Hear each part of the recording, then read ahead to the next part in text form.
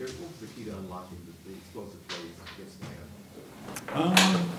That's a good question. We just, we connected and made the plays down the field. They, I think with Rashid and with Chris out, maybe they played a little bit tighter in some situations, so we were able to take advantage of that down the field. There's been teams that have just, whether it's single high, two high, doesn't matter. Like corners are playing on top, just forcing you to throw everything underneath.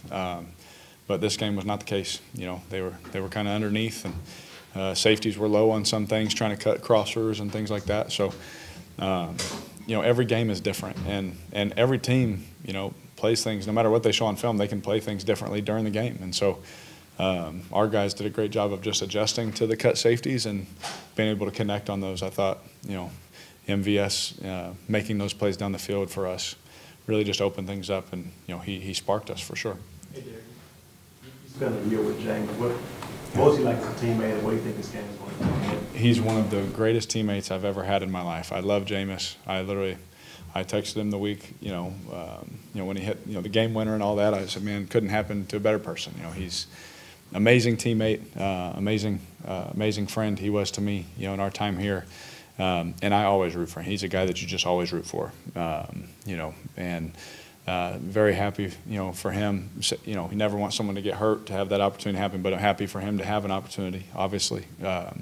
You feel bad for Deshaun and, for anyone who has to have, that long of an injury and things like that. But definitely happy for Jameis because he deserves it. He works so hard. He works so hard, and he's really, really talented. He's a really good player. So happy for him, and to see where that leads for him. But I know he'll be excited to play. To come back and play here. Just like I would be to play the Raiders. It's exciting. It's your old team. You got friends on the team. That's fun. And so he'll be excited. But knowing Jameis, he's not going to treat it any different than any other game. What would get McCoy back into this offense? I'm sorry.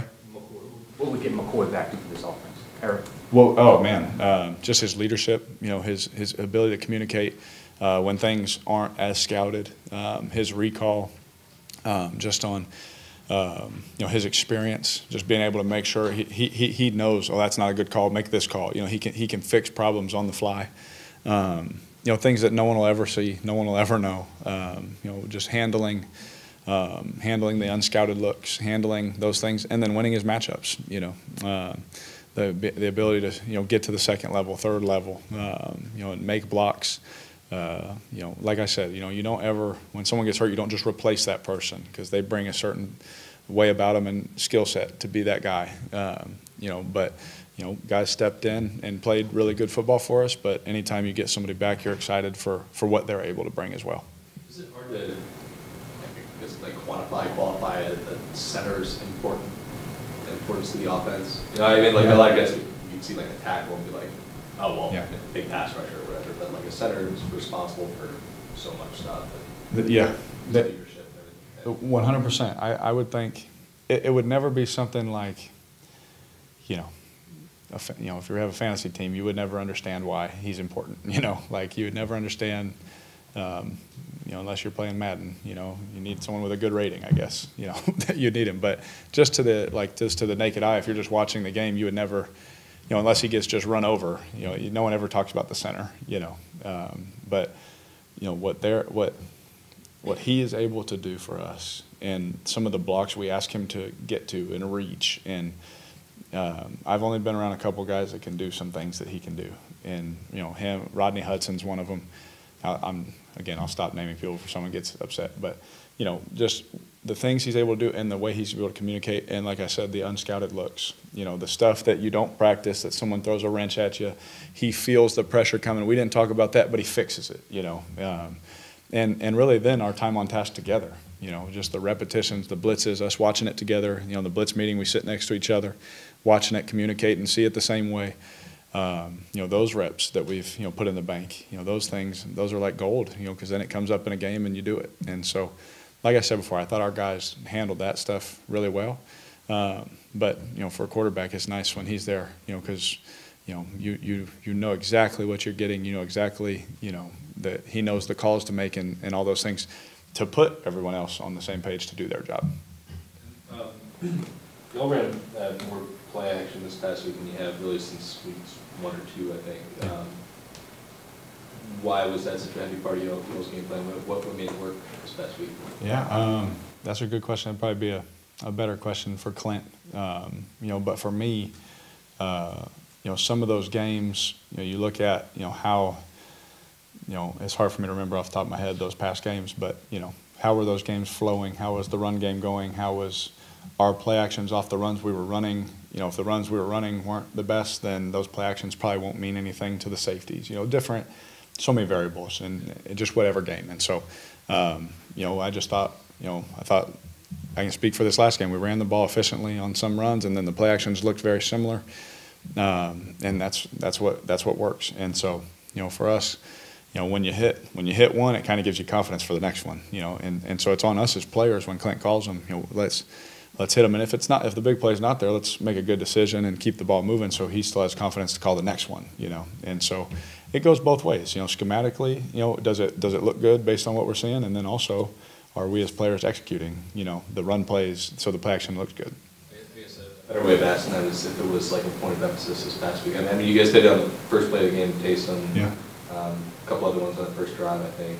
Yeah. It wasn't like, I would say like our meetings didn't feel different, just the way we install things. So I think it was just the flow of things. And obviously, yeah, we started off with one, which I told Taysom if he scored on the first play, I'd give him $1,000, but he didn't score. So. It's only his fault. I didn't. I told him, I was like, it didn't count, so it can't. I bought him dinner, but he wouldn't let me pay for it. So. For you coming back from injury, this is going to be your 3rd week back. Yeah. You dealt with a lot of different people around you when you came back, and the coaching changed. Yeah. Where are you? How settled back in are you? Kind of what's the focus going into this week? Yeah, I definitely feel like I'm back in a rhythm.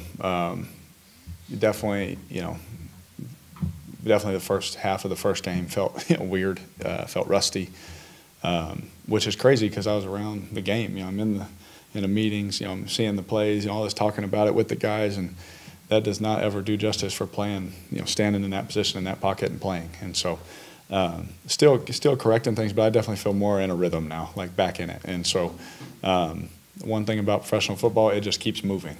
No matter what changes, no matter what happens, it's going to keep going on until we're all out of here. The game just continues to go, and you just have to make sure that whenever you're not in it, you do your best that you can to stay as ready or as game-like as you can, because it's a tough thing to adjust to. But I feel like I'm in a pretty good place, mentally and physically, for sure. Last week, everybody talked about the energy. Have you seen that carry over into this week? The what? I'm sorry. The energy.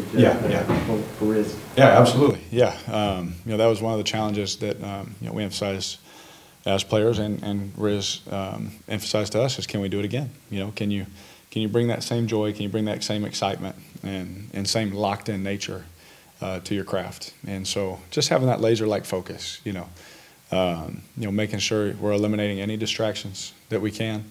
We're not in a place to even think about distractions. We have a lot of work to do. So, we got to continue to work, and hopefully we can bring that. It felt good today, for sure, especially when Eric comes jogging out on the field. That's always exciting. You get someone back on the field. The guys are happy about those kind of things, and so that brings some energy. But yeah, I thought the guys have done a good job, and I mean, it's just one day. I mean, we have Thursday, Friday, Saturday to continue to do that this week too. What stands out about Cleveland's defense? Oh man, they play very fast D-line, penetrating defensive line. They want to get up the field. They want to get to the quarterback, stop the run, create negative plays. They want to create negative linebackers and safeties, good tacklers, corners are really good players. This is a really good defense that we're about to play, and so our work is cut out for us for sure. Playing these guys, but the line movement that they do in the run game, the way they play their linebackers, the way they play their safeties, they do a lot of different really cool things, making things look the exact same, but it's different. Coach Gruden always taught me that one. When defenses try and make things look the exact same, then at the snap it's different. And so they do a really good job of that. But they're an impressive group to watch. You watch them; they run to the football, they fly around, they hit, they're hunting the football, and they're uberly talented, across the board. They got guys that have played a lot of football, and a lot of football at a high level. And so we definitely have our work cut out for us. But when you watch the film, they jump out at you. That they're a really good unit. So we got to be on our stuff. You got to be ready for anything, everything. And then 95 is one of the best players in the world. I've played against him a few times, and I just have the utmost respect for him. Whenever you get to play against a player like that, him and they have multiple, but he. Up front, he runs the show, and you watch him play, and you admire it, you honor it, you respect it, and then you get excited about competing against him, because a guy like that, he'll be a Hall of Famer, and those are the matchups you look forward to going against, because someday your kids will be like, man, you played against him, and yes, those will be cool things. A lot of players over the last week have just talked about how they all feel like they have a personal relationship with Darren Rizzi. Mm-hmm. Was that kind of your experience in getting to know him over the last few years? And if so, how has he gone about cultivating relationships with everyone when he might not necessarily work with them? Yeah. He does a good job. We always say it blows my mind that special teams coaches aren't more head coaches. You let your offense and defensive guys do their thing, but they always have a great command of the room. They always have great relationships with all the players because they're always in front of the team. They're always talking to more guys than they're not talking to. And so just our relationship with me is, during a special teams period or whatever, when the defense was going, just little interactions we'd have one-on-one, or, I'd bring something to him. Hey, I think this would be a good idea. Do you think, DA would like that? And just things that we would, I'd bounce ideas off of him all the time. And he's been great to me. We've had a great relationship, and that's why, whenever all that happened, there was no doubt in my mind who it was going to be. I knew it was going to be Riz because he has great command and confidence about himself, and so with that, everyone just has a good relationship with him. Like I said, he texts, he's texting the players, he texts me, he's texting other guys about certain things, all throughout the week, and he's very, I'll say it this way, he does you always hear that term, players coach. He's definitely a players coach, but at the same time, he's not so lax that he's not going to crush you on the details. He is going to demand from you, and he has that's a fine line to walk on, but he does it really well. How did you two interact during the game? I guess how did that go? Regards to him preaching accountability and attention to detail and things like that. Yeah, he was great, and most of the time, my experience as head coach is just let the quarterback be on game day. Gruden would give me a look every now and then, and things like that. But his communication, he'd just come over, hey, great job, keep it going. If he had something, he'd just tell me real quick, hey, this, cool. Situationally, obviously, what I kind of knew what DA's philosophies were in certain situations, but hey, are we going for this? If it's 3rd and 12, am I trying to get the whole thing, or am I okay to check one down because we're going to go for it on 4th and 2? All that stuff matters, in your decision making. So just learning his philosophies and things like that. But he was great at communicating those things.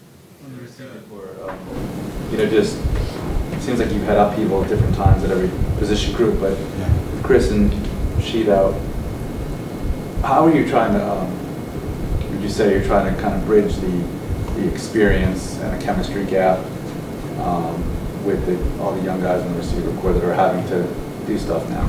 Yeah, I just, it starts with my relationship with Coach Dub. I've known him since I was a teenager, and he knows me probably better than anybody in this building. And my trust in him and what he's telling those guys, and the mindset and the way that they're going to play, allows me to have the confidence to tell these guys, hey, they might not have the most experience, but hey, I'm going to rip this thing across the middle. You need to be there, and I have trust that he's going to have them there, and they're putting the work in to be there, and they're proving it. And so. I told Dub, I promised him at the beginning of the year, I said, I'm just going to keep throwing that thing no matter what. I didn't know all these injuries were going to happen, and things like that. But last week, we get MVS on the first one, we get him on the second one, then he has the second touchdown, and I looked at Dub, I said, I told you, and he started laughing. I was like, whoever you put out there, I was like, we're not in a position to be careful. We have to just keep playing. We have to do our best to win these football games, and maybe it's not the ideal matchup right now. Maybe it's not this or that, but what an opportunity for these guys to make it the ideal matchup. And so my confidence in those guys is sky high, and I'm going to keep giving them opportunities, to make plays for us and our football team. Because I believe that, when we're aggressive and we can do those things that gives us our best chance to win. One thing Riz said after the game with Kevin Austin, that some veteran players would actually come up and ask, hey, we give this guy a chance. What is it about Kevin that kind of has endeared himself in that way?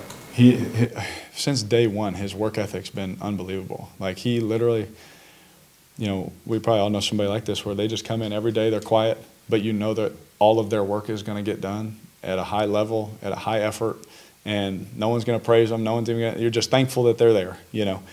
And, you know, you sit back and you look, you're like, man, that guy deserves an opportunity, you know, or that individual deserves an opportunity, you know. And you look at Kevin, and I've loved him since the training camp, you know, all off season. You know, we ran a crazy 2-minute drill, and I remember I had to throw like this 40-yard, remember, on the sideline. And as I'm throwing it, I'm like, oh, that's not Chris, you know. And Kevin goes up and makes the play and toe taps, and we end up winning the drill and things like that. And I just remember from that moment, I was like, man, I trust this guy. And then in the preseason, just he was a guy that was, even if he didn't get the ball, you watch him run his routes, you're like, wow, it's impressive. You know, some of the things he's doing, seeing coverage. And so he's a guy that he's young, he's raw, but I think that he can grow. You know, when you look at him, he looks like an NFL receiver, and he works like one too. So I'm excited to see his growth and you know, where he can go, because you know, he's definitely put the work in. I'll say it that way.